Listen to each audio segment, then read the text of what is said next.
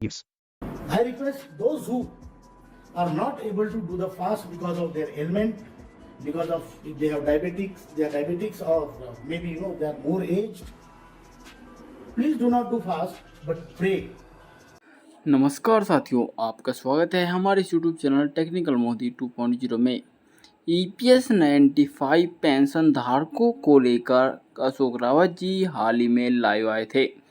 साथ ही में कमांडर अशोक रावत जी ने कई बड़ी चुनिंदा बातें बताई जो कि ईपीएस 95 पेंशन धारकों के लिए रामबाण साबित हो सकती है।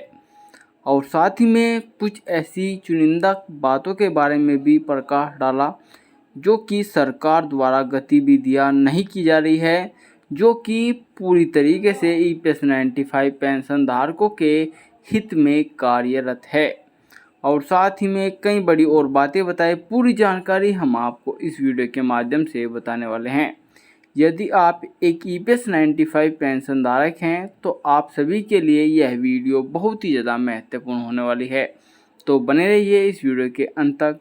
यदि आप अभी तक चैनल पे नए हैं और चैनल को सब्सक्राइब नहीं किया है तो चैनल को सब्सक्राइब कर दें और बेल आइकन को ऑल पे प्रेस कर दें।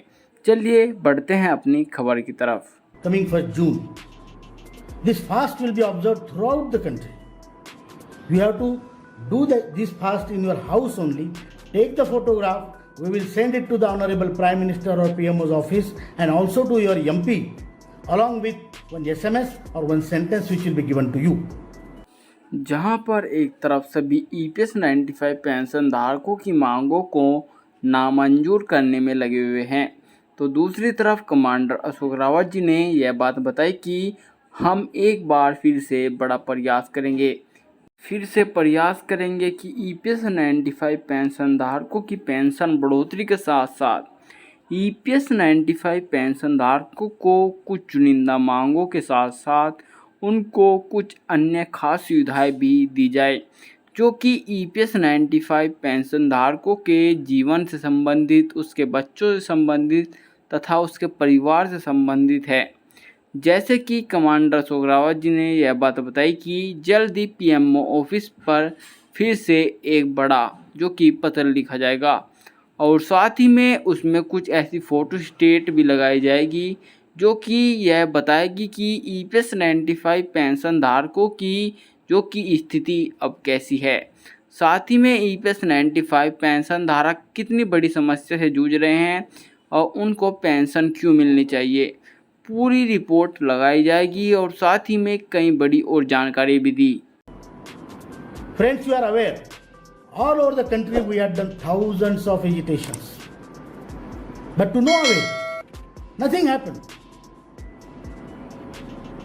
However, with the initiative of Honorable Hema Malini ji, और कमांडर अशोक रावत जी एक बार फिर से हेमा मालिनी जी के साथ फिर से प्रधानमंत्री नरेंद्र मोदी जी से मिलने के लिए जाएंगे और साथ ही में उनको फिर से बताएंगे कि उन्होंने आश्वासन दिया था और साथ ही में आश्वासन देने के बाद भी पेंशनधारकों का कोई भी बड़ा काम नहीं हुआ। और साथ ही में कमांडर अशोक रावत जी हेमा मालिनी जी का शुक्रिया अदा करते हुए भी नजर आए हैं।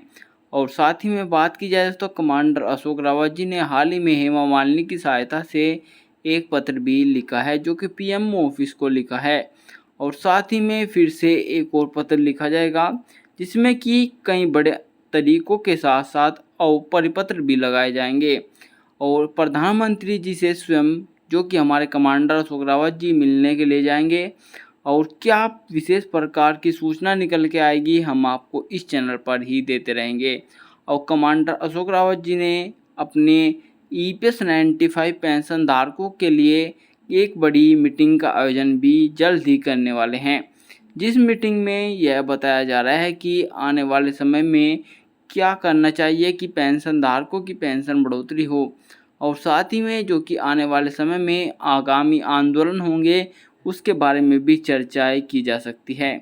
और ऐसी संभावना भी जताई जा रही है कि कमांडर अशोक रावत जी जो कि श्रम मंत्रालय, वित्त मंत्रालय भी जा सकते हैं और उनको इस प्रकार की सूचना भी दे सकते हैं कि प्रधानमंत्री जी द्वारा क्या प्रकार की प्रतिक्रिया जताई गई है और आप भी पेंशन धारकों के हित में कोई विशेष कार्य कीजिए जिससे कि उनको लाभ मिल पाए।